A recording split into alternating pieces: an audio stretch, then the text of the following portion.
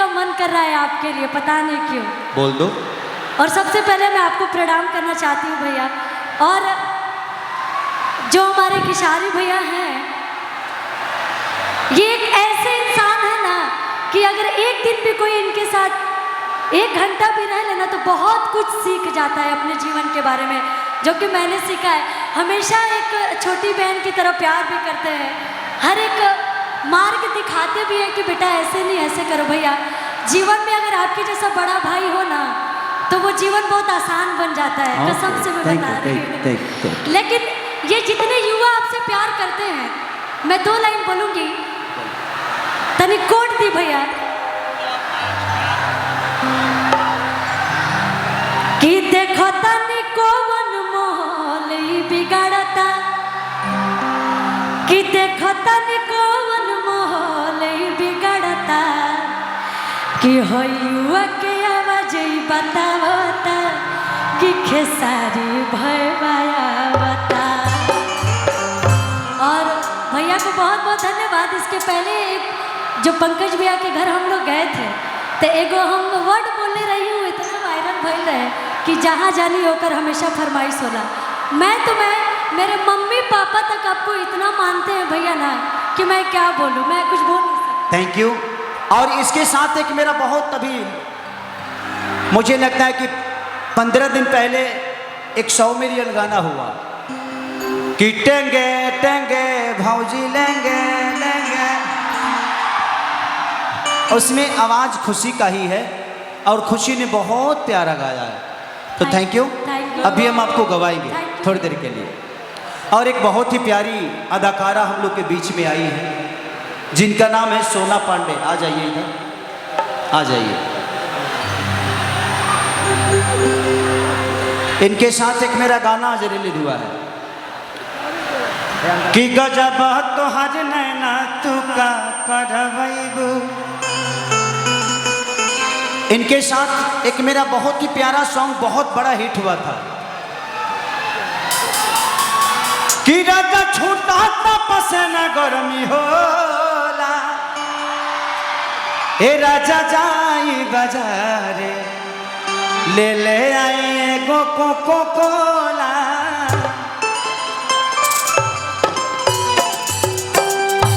तो बस मैं चाहता हूं कि एक हल्ला करके इनको आशीर्वाद दे दीजिए, जोर से हल्ला। अब आप बैठ जाइए, आपके साथ एक 2 रिकॉर्डिंग कर दूंगा। आ जालो हो, आवलो आवलो तुलो आवो।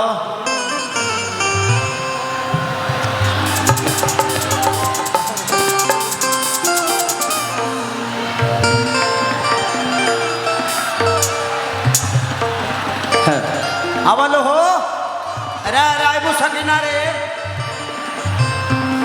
हेलो, इसमें बढ़ा दीजिए भैया थोड़ा सा मॉनिटर में।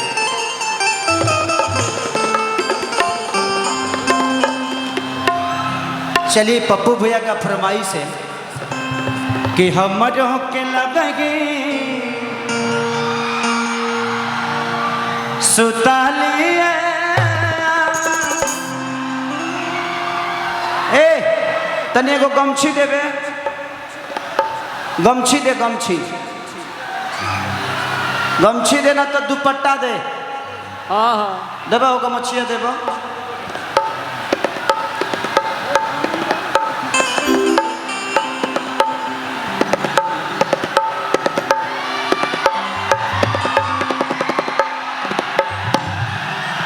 क्या का आँख मत मारा, जब तू हो तो हम हई क्या गई, तू हमारे का माल बुझाता रहो बाबू।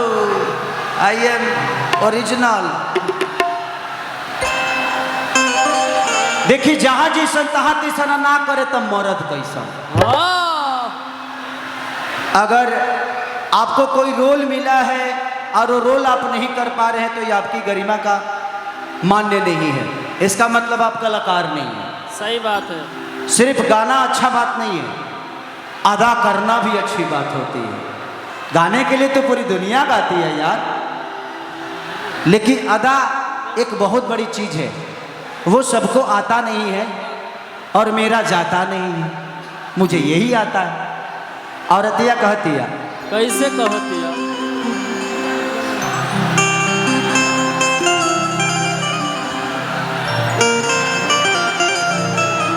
कि सैया बेदर्दी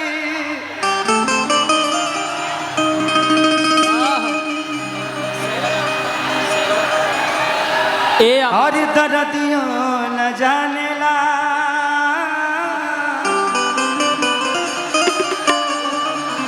ए अमाजी कितना ले कोई अमा हमके न मानेला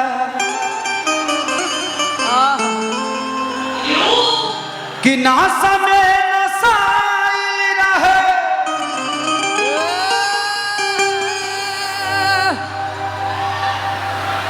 हर मराद मिलल पागल हो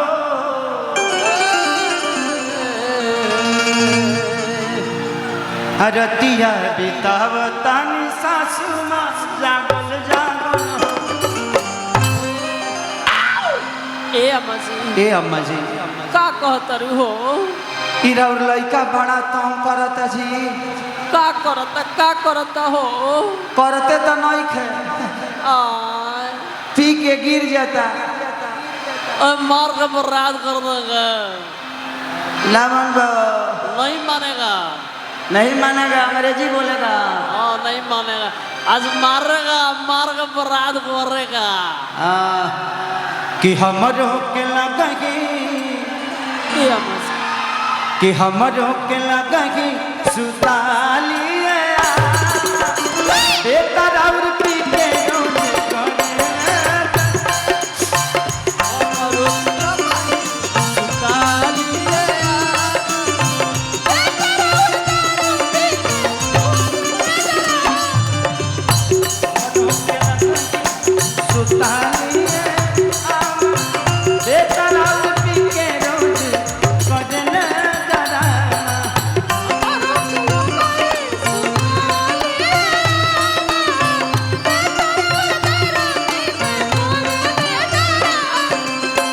तोहरे किरिए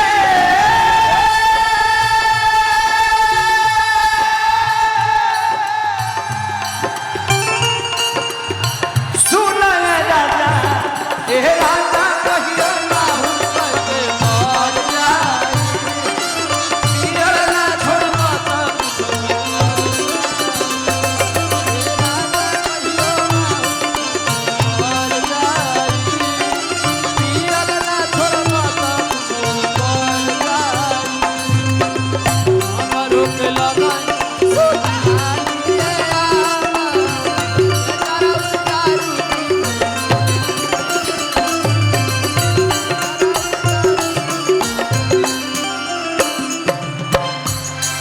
और देखते ही अम्मा जी का कहतरू हो रोजो रोज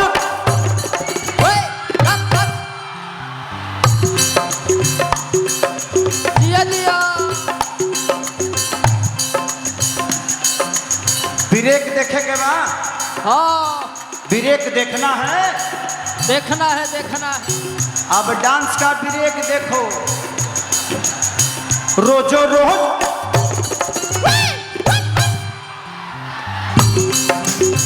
दिया दिया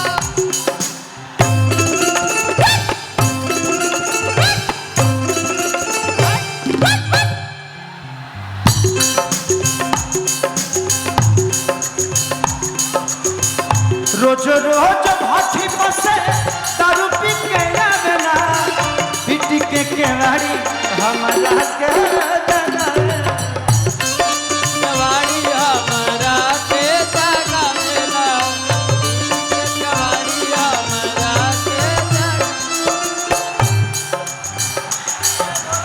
ब्रेक देखावे के बाद ब्रेक चाहिए आवा हो एगो ब्रेक दहे हो लोग के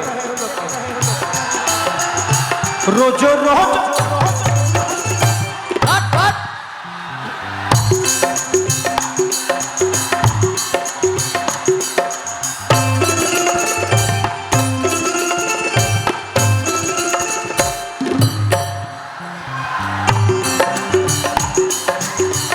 रोज रोज भाठी मसे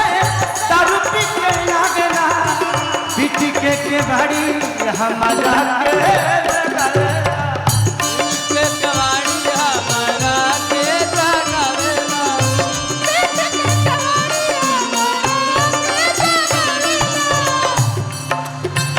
मारे खातिर लेके दौड़े का करता हो मारे खातिर लेके दौड़े बसवा के खाना बेकर और पीके के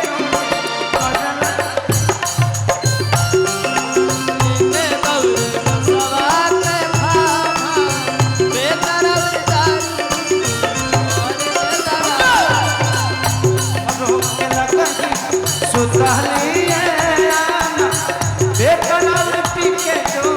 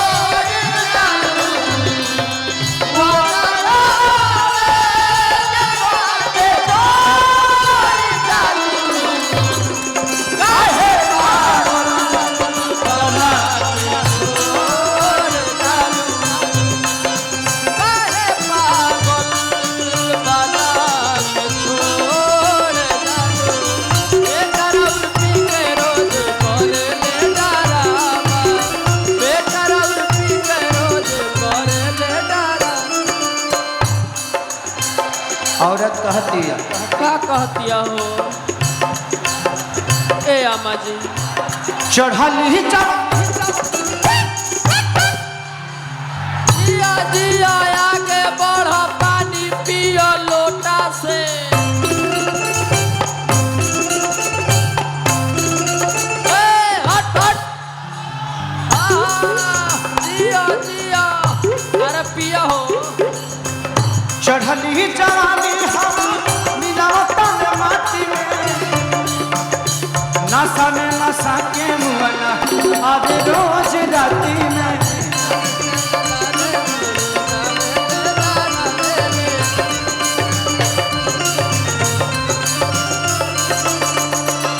चढ़ली जवानी मिलावता में माटी में नशा में नशा के रोज आवता राती में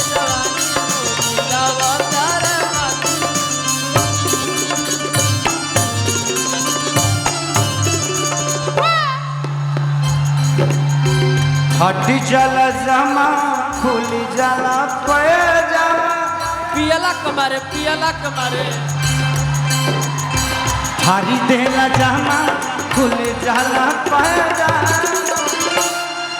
चल चल चल कि बेटा दाऊर के